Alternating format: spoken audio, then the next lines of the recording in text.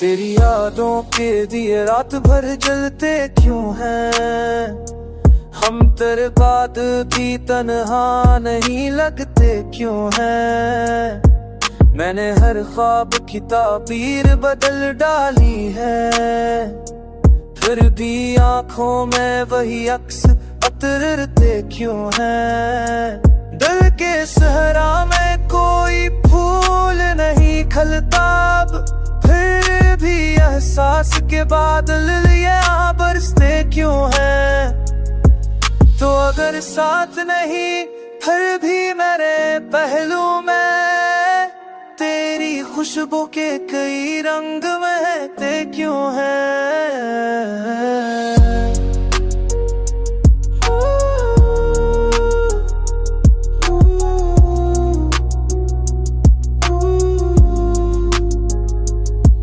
मैंने चाहा था भला तो तुझे हर हाल में, पर नाम लेते ही मरे होंठ तरसते क्यों हैं?